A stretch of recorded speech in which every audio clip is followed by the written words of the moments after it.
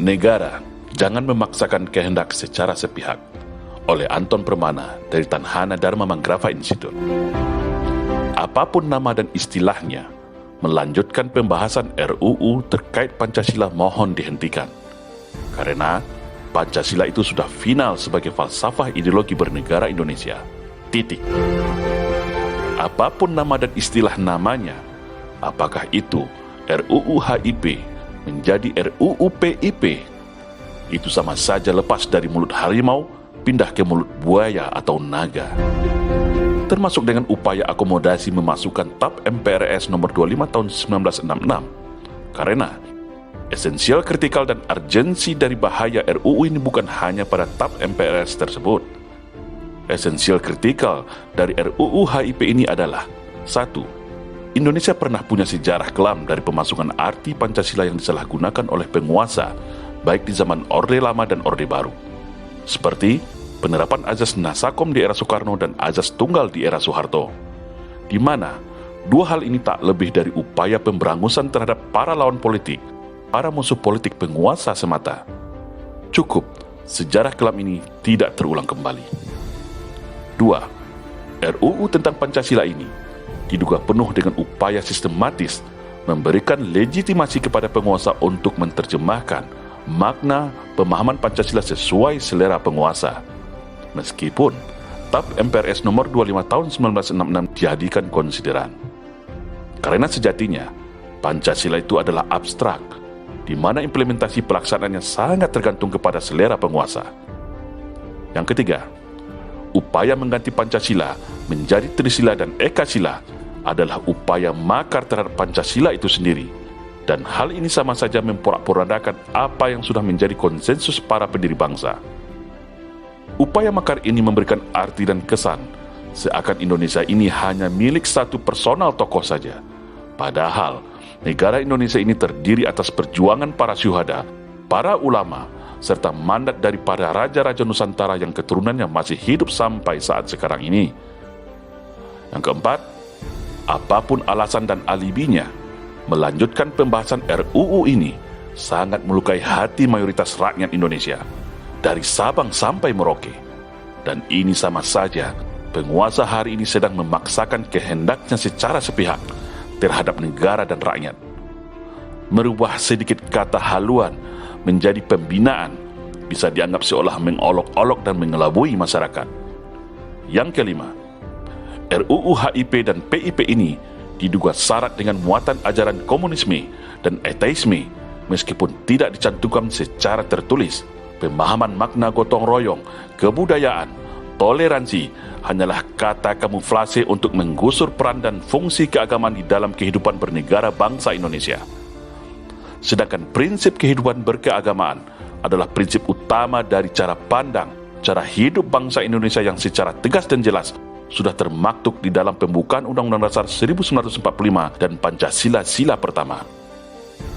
Kalimat atas berkat rahmat Allah yang Maha Kuasa di dalam pembukaan Undang-Undang Dasar 1945 serta Sila Pertama Ketuhanan yang Maha Esa adalah bukti nyata bahwa secara konseptual holistik, nilai spiritual keagamaan tidak bisa dipisahkan dari kehidupan bernegara Indonesia.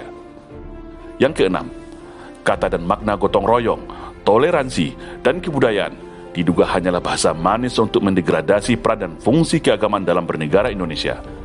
Dan ini pasti akan menjadikan bahan bakar konflik dan amunisi bagi kelompok neo-PKI dalam membalas dendam kepada kelompok agama, dan bisa menjadi pintu bagi kelompok neo-komunis untuk menghabisi agama dari bumi Nusantara ini.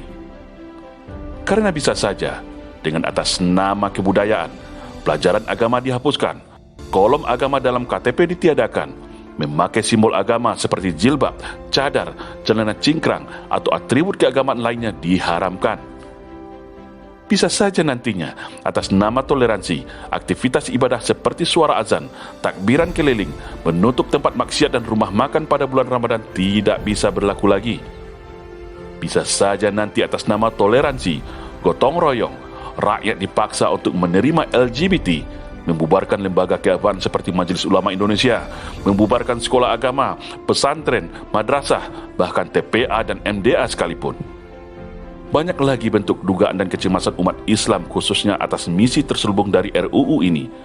Karena dengan RUU ini membuat penguasa bisa mempunyai legitimasi penuh untuk mendikte, menindak, mempidanakan siapa saja yang menurutnya melanggar regulasi.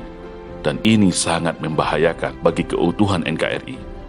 Semua kecemasan dan dugaan ini tentu tidak emosional semata. Karena secara fakta sejarah, hal ini sudah pernah terjadi. Dan saat ini, tanda-tanda untuk menuju ke sana juga sudah sangat terang benderang. Tinggal payung hukum semata seperti RUU ini agar penguasa bertambah leluasa menggunakan tangan-tangan aparat keamanan secara semena-mena untuk mengeksekusinya. Melihat fenomena hari ini, kalau dibiarkan dan tidak dilawan, maka tetap rakyat dan umat Islamlah yang akan menjadi korban utamanya. Keutuhan NKRI saat ini sangat dipertaruhkan. Bahkan kalau dibiarkan, Pancasila pun sebentar lagi hanya menjadi kenangan lama. Saat ini yang terjadi itu sebenarnya adalah upaya merubah arah dan kiblat bangsa Indonesia dari negara yang berpancasila menuju negara super liberalis, kemudian menjadi berhaluan komunis, dan puncaknya adalah menjadi negara ateis, yaitu Indonesia yang tidak lagi butuh agama dan Tuhan. Coba kita bayangkan, kalau hal ini terjadi, hancur sudah negeri ini. Hilang sudah negara bernama Indonesia. Anak cucu kita yang akan menanggung semuanya hidup dalam dimensi yang jauh berbeda dengan kita hari ini, yaitu hidup di era tanpa agama. Na'udzubillah min zalik. Saat ini adalah cobaan berat bagi bangsa Indonesia, karena rakyat hari ini khususnya umat Islam seakan terasing di negerinya sendiri. Punya alat pertahanan dan keamanan, tapi semua sudah dibungkam oleh kekuasaan. Bergerak sedikit, langsung copot jabatan. Artinya, tak ada selain kata, rakyat harus tetap bersatu dan rapatkan barisan. Tak ada kata menyerah. Amanah untuk menyelamatkan bangsa ini suka tidak suka, saat ini berada di pundak kita. Rakyat menyerah, maka akan kalah. Tapi yakinlah, selagi rakyat tetap bersatu dan melawan upaya sistematis ini, insya Allah Indonesia akan tetap ada dan bisa dipertahankan sampai titik darah penghabisan, demi bangsa, demi agama, dan demi nasib anak cucu kita nantinya. Salam Indonesia Jaya.